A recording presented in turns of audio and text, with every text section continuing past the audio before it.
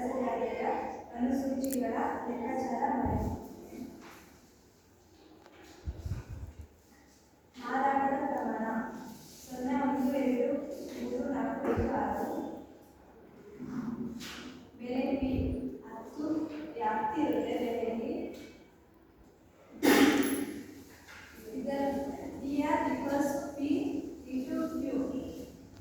ಇದರಲ್ಲಿ ಇವಾಗ 10 ಇದೆ, ಅದರಲ್ಲಿ ಭಾಗಿಸಿದ್ರೆ ಸೊನ್ನೆನೇ ಬರುತ್ತೆ, ಗುಣಿಸಿದ್ರೆ 10 ಗುಣಿಸಿದ್ರೆ 10 ಬರುತ್ತೆ, 10 2 ಗುಣಿಸಿದ್ರೆ 20 ಬರುತ್ತೆ, 10 ಗುಣಿಸಿದ್ರೆ 30 ಬರುತ್ತೆ, 10 4 ಗುಣಿಸಿದ್ರೆ 40 ಬರುತ್ತೆ, 10 5 ಗುಣಿಸಿದ್ರೆ 50 ಬರುತ್ತೆ, 10 6 ಗುಣಿಸಿದ್ರೆ 60 ಬರುತ್ತೆ. ಇವಾಗ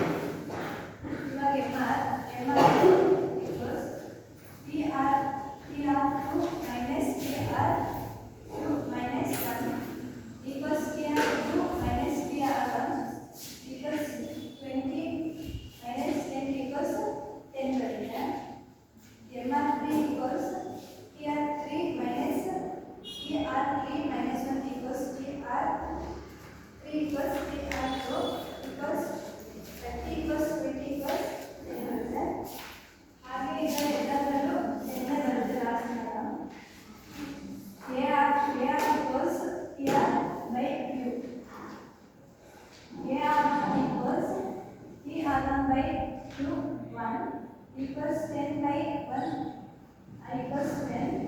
ಇದರಲ್ಲಿ ನಮಗೆ 10 ಬರುತ್ತೆ. A2 equals PR2 by Q2 equals 20 by Q. ಇದರ ಮೈನಸ್ ಮಾಡೋದನ್ನು 10 ಬರುತ್ತೆ. ಭಾಗಿಸಿದ್ರೆ A3 equals PR3 by Q3 equals 30 by 3 equals 10. ಇದನ್ನು ಅಷ್ಟೇ ಭಾಗಿಸಿದ್ರೆ ಇದರ 10 ಬರುತ್ತೆ. ಹಾಗೇನು ಇದರೆಲ್ಲ ಇದರಲ್ಲೂ ಭಾಗಿಸಿದ್ರೆ 10 ಬರುತ್ತೆ.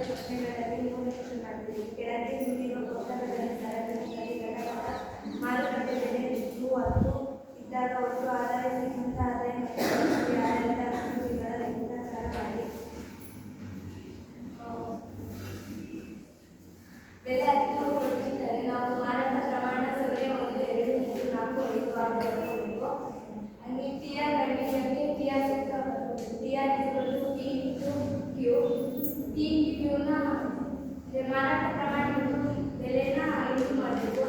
0 ಇಂದ 10 ಇದು ಮಾಡಿದ್ರೆ 0 ಬರುತ್ತೆ, 1 ಇಂದ 10 ಬರುತ್ತೆ, 2 ಇಂದ 10 ಮಾಡಿದ್ರೆ 20 ಬರುತ್ತೆ, 3 ಇಂದ 10 30 ಬರುತ್ತೆ, 4 ಇಂದ 10 40 ಬರುತ್ತೆ, 5 ಇಂದ 10 50 ಬರುತ್ತೆ, 6 ಇಂದ 10 60 ಬರುತ್ತೆ. ಮತ್ತು 80 ಸೂತ್ರ ಹಾಕಬೇಕು. TRN minus TRN minus 1 TRN MRN TRN minus TRN minus 1 ಸೂತ್ರ ಹಾಕಬೇಕು.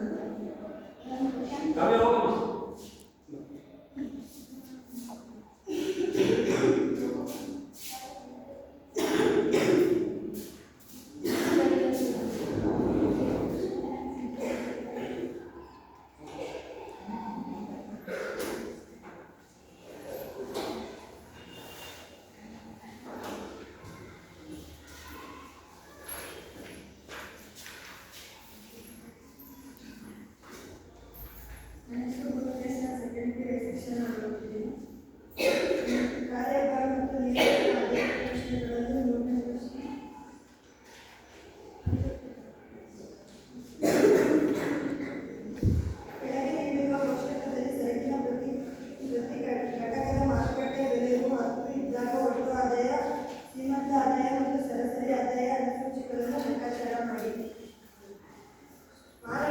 ಮಾರಾಟದ ಪ್ರಮಾಣ 0, 1, 2, 3, 4, 5, 6. ಬೆಲೆ ಅವರೇ ಕೊಡ್ತಿದ್ದಾರೆ 10 ಅಂತ ಅದನ್ನು ನಮಗೆ ಬರ್ಬೇಕು.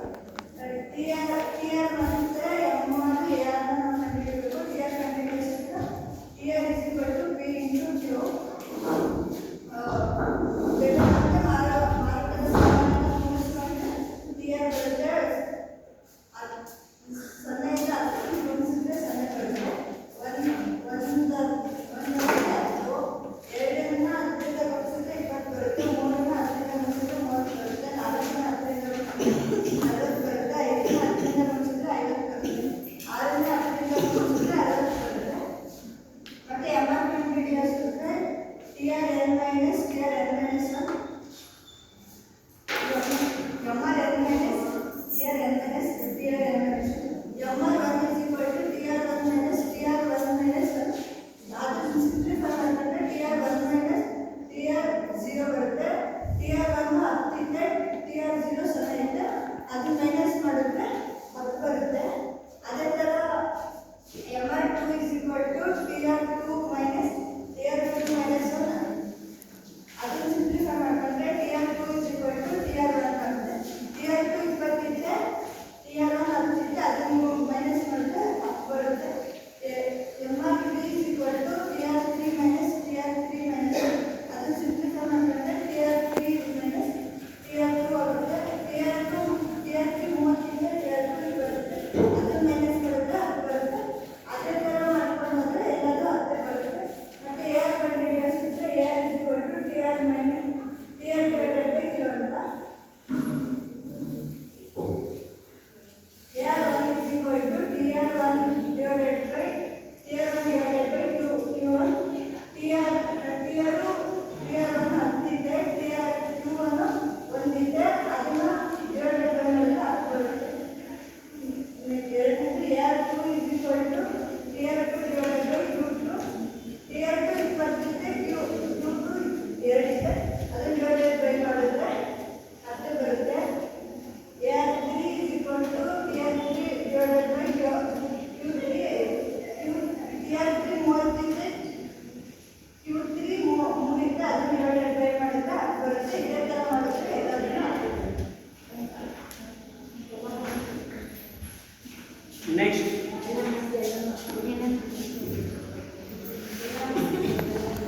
ಇದನ್ನ ಇಲ್ಲ ಗಮನ ಮಾಡಿ.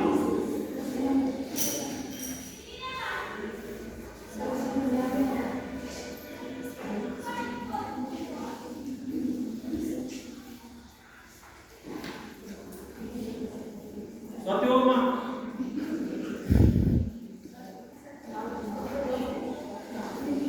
ಸುಪ್ರಿಯಾ ಪ್ರಣತಿ ಹೋಗ.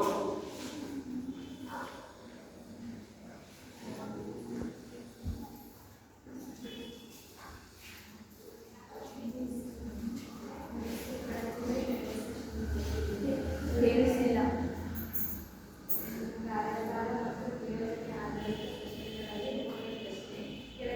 ಕೆಳಗೆ ನೀಡಿರುವ ಕೋಷ್ಟಕದಲ್ಲಿ ಸರಕಿನ ಪ್ರತಿ ಘಟಕದ ಮಾರುಕಟ್ಟೆ ಬೆಲೆ ಒಟ್ಟು ಆದಾಯ, ಶ್ರೀಮಂತ ಆದಾಯ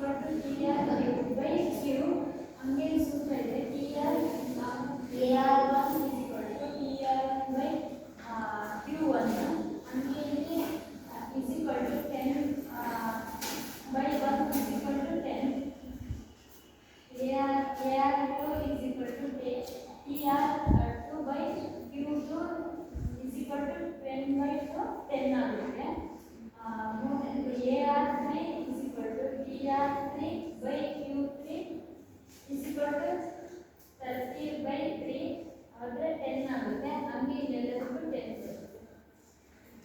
ಹಂಗೆ ಎಲ್ಲರೂ ಕಂಡು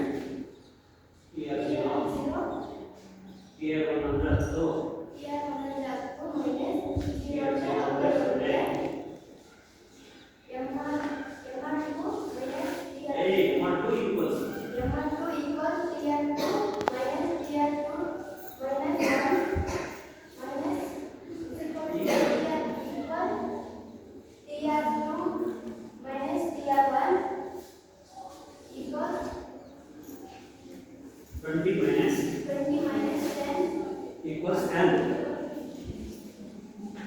MRP minus is equal to TRP minus TRP minus 1 is equal to TRP minus TRP 30 minus 20 equals 10. ಹೀಗೆ ಎಲ್ಲ ಮುಂದಿನ ಎಲ್ಲ ಲೆಕ್ಕಾಚಾರಗಳು ಕೂಡ ಅರ್ಥವಾಗಿರ್ತವೆ. MR ತಾರೀಕಿಲ್ಲ ಇಷ್ಟು AR equal to TR by Q. AR by 1 is equal to TR1 by Q1 by Q1. TR1 10 TR1 value 10 divided by Q1 value by 1 10 ಬರುತ್ತೆ. AR2 minus is equal to TR2 by Q2 equals ಎರಡು equals 10. AR3 minus is equal to TR3 Q3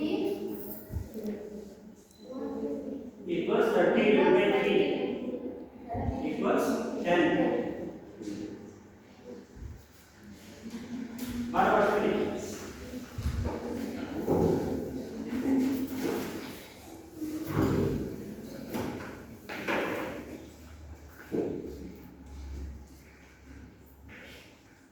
next Ashwini second PA section ಓದಿದ್ದೇನೆ. ಕೆಳಗಿನ ನೀಡಿರುವ ಕೋಷ್ಟಕದಲ್ಲಿ ಸರಕಿನ ಪ್ರತಿ ಘಟಕದ ಮಾರುಕಟ್ಟೆ ಬೆಲೆ ರೂ 10 ಆಗಿದ್ದಾಗ ಒಟ್ಟು ಆದಾಯ, ಶ್ರೀಮಂತ ಆದಾಯ ಮತ್ತು ಸರಾಸರಿ ಆದಾಯ ಅನುಸೂಚಿಗಳು ಲೆಕ್ಕಾಚಾರ ಮಾಡಿ. ಮಾರುಕಟ್ಟೆ ಪ್ರಮಾಣ 0, 1, 2, 3, 4, 5, 6 ಬೆಲೆ ಅವರೇ ಕೊಟ್ಟಿರ್ತಾರೆ. ಬೆಲೆ 10 ಇರುತ್ತೆ, ಅದು ತಂದ್ಕೋಬೇಕು. TR ನ ಕಂಡು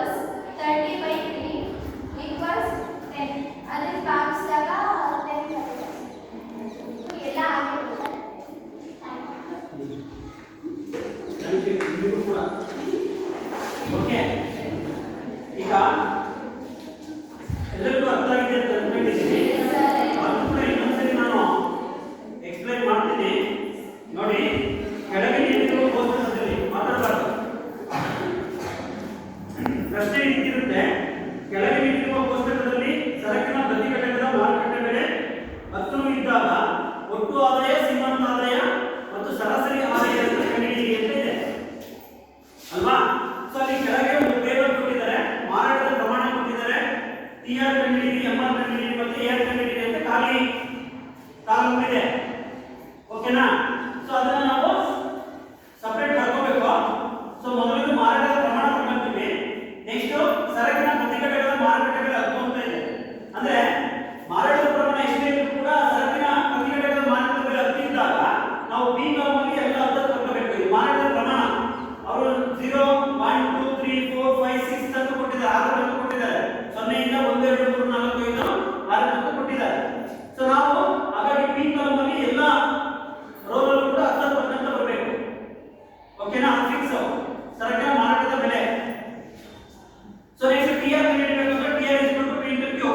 ಇದು ಕ್ಯೂ ಕಾಲಮ್, ಇದು ಪಿ ಕಾಲಮ್ ಅಲ್ವಾ? ಇದು ಕ್ಯೂ ಕ್ವಾಂಟಿಟಿ, ಇದು price P. Q into T ಅಂತ ಹೇಳಿದ್ರೆ ಇದನ್ನ ಗುಣಿಸಬೇಕು. 0 into 10 0, 1 into 10 10, 2 into 10 20, 3 into 10 30, 4 into 10 40, 5 into 10 50, 6 into 10 60. So next MR column ಕಂಡುಹಿಡಿಯಬೇಕು, ಸೀಮಾಂತ ಆದಾಯದ ಕಾಲಮ್ನ. So MR is equal to TRN minus TRN minus 1 ಅಲ್ವಾ? ಹಾಗಾಗಿ ಇಲ್ಲಿ ಮೊದಲನೇದನ್ನ ನಾವು ಕಂಡುಹಿಡಿಯಬೇಕು ಅಂದ್ರೆ ಇಲ್ಲಿ 0 ಇದೆ, ಹಾಗಾಗಿ ಇದು ಕೂಡ 0 ಬರುತ್ತೆ, ನೋ ಪ್ರಾಬ್ಲಮ್. ನೆಕ್ಸ್ಟ್ ಎಂಆರ್ 1 ಕಂಡುಹಿಡಿಯಬೇಕು ಅಂದ್ರೆ MR 1 is equal to TR 1 minus TR 1 minus 1. So equals TR 1 minus TR 0. TR 1 10 ಇದೆ, ಟಿಆರ್ 0 0 ಇದೆ. ಅದರಲ್ಲಿ 0 ನ ಕಳೆದ್ರೆ 10 ಬರುತ್ತೆ. MR 2 is equal to TR 2 minus TR 2 minus 1. So TR 2 minus TR 1, TR 2 20 ಇದೆ, TR 1 10 ಇದೆ. 20 ರಲ್ಲಿ 10 ನ ಕಳೆದ್ರೆ 10 ಬರುತ್ತೆ. MR 3 is equal to TR 3 minus TR 3 minus 1. TR 3 minus TR 2, 30 minus 20 is equal to 10. 30 minus 20 is equal to 10. So ಹಾಗೆ MR 4 is equal to TR 4 minus TR 4 minus 1 equals TR 4 minus TR 3.